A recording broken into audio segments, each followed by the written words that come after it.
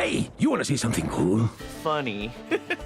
Charming. Magical. It's nuts. More beautiful than you can imagine. Handsome? Can I say Antonio Banderas? I've always loved Shrek fairy tale world. Puss in Boots, he's always a larger-than-life character. Fear me if you dare. It's the hero. His world is just a fun place to spend a lot of time in. Papa! You stepped on my face! And we will never wash it again. We love comedy, but we also love the drama, the heaviness of moments. And remember, Puss, death comes for us all. What's great about the fairy tales is each fairy tale is a perfect little movie. Fear me if you dare. Can we make this more sophisticated? Can we show this in a way we haven't shown before? Being able to get the team back together, I was all in. Working on this movie and the Shrek universe is a little intimidating. Relax! I am Puss in Boots! People have grown up with Shrek. I love the Shrek films. I'm such a fan of the original, like Shrek, Puss in Boots. That world was like my childhood. When I'm really lazy on a Sunday, I go back to the original Shreks. Specifically, those first few movies I remember seeing when I was younger.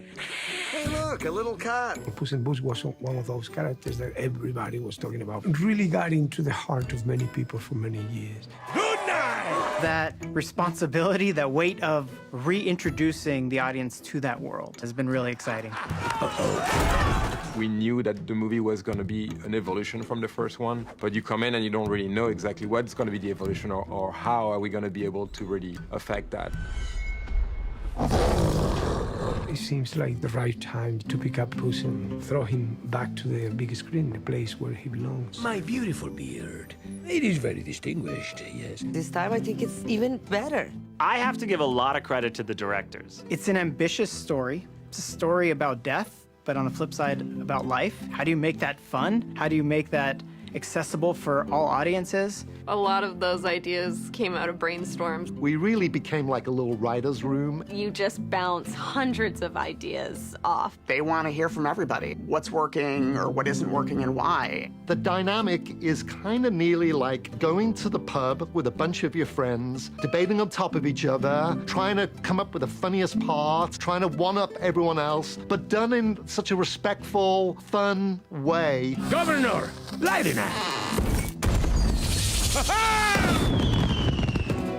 The bigger the challenge, the bigger the reward. And this movie has a lot of challenges inherently built into it. We all remember those fairy tale illustrated books of our youth. Every time I think about a fairy tale, I think about old pages, watercolor. The goal was to create this movie the way you would imagine the pages of a fairy tale would come to life. Our rule was it couldn't just be a gimmick. It couldn't just be, doesn't this look cool? But it all had to come back to story and where the character's going. For them to try to figure out what blends in with this painterly storybook style, they had to do that during production as opposed to pre-production. The amount of originality of the places where all these adventures take place are incredible. Nate Ragg and his wonderful visual development team really led the look of this movie. We were just constantly bouncing ideas off of each other, and we looked at old fairy tales, we looked at classic children's books that had sort of more of an artistic, painterly look to them, because that's how they were illustrated back then. Part of the animation that's more related to the action parts, that's really inspired by Japanese animes, more 2D approach. I was so excited to see the animation. We use what's called stepped animation. You would hold an image for 2 frames, or 4 frames, or 3 frames.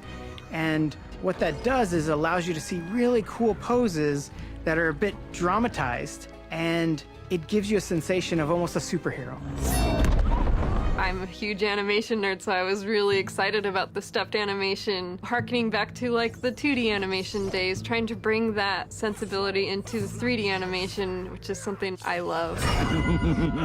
But the things we geek out about, we'd be in reviews or dailies, and you'd see a still frame. Oh, it's a beautiful painting. Who did that painting? They'd press play, and it would start moving.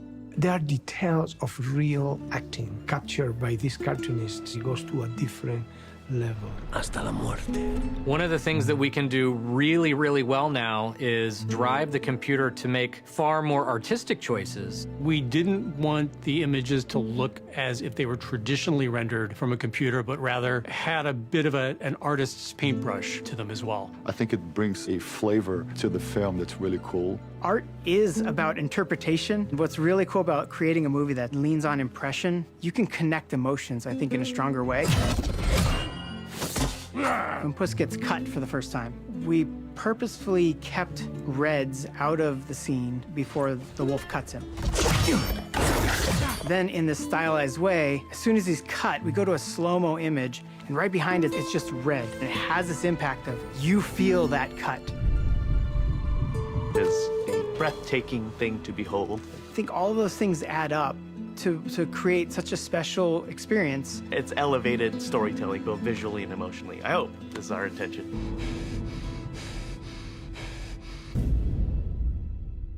We spend so many years making these movies, but it's not complete until you have a sonic representation of that. Hey, this is a party! Where's the music?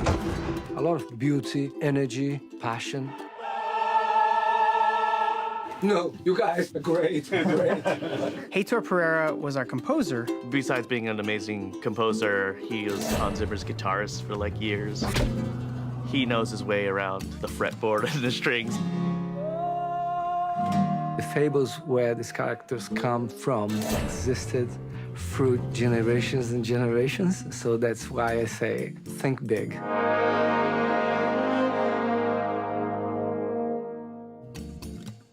Sometimes Heitor's beats were so lively and so fun and so fast. Flamenco, shoes, stomps. It was actually hard for dancers to stomp that fast. So Heitor built this platform that was wood. He had the percussion players put flamenco shoes on their hands and went.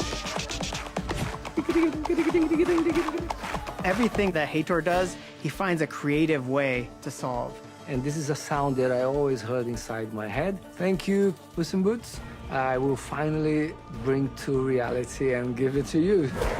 I'm really excited for audiences to be able to experience the full kind of package of this movie. We get Puss in Boots again with the cute, adorable eyes and those amazing knee-high boots. You just get more of that action and that adventure.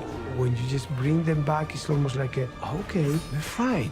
Puss is here. It's the first time I've done animation. He was having fun since the first take to the last one. We poured a lot of joy into the making of it, into the messages that we were trying to say, and I just hope it rings true for people. That generation now has kids, and they want their kids to meet these characters, and so to be able to introduce Puss in Boots to this new generation, I'm so happy to be a part of this film. Oh, now you've made me cry. No matter what age you are, this is a movie that you're going to enjoy and that you can enjoy with your entire family. It's so nostalgic, and to be here is so surreal. I'm still pinching myself. You enter into it in this fantastical fairy tale world where you laugh and go, this is funny, and then maybe start to reflect. What does it mean to live a meaningful life? What does it mean to appreciate life? And by the end of the story, have this feeling of joy about the one life we've been gifted. The legend will never die!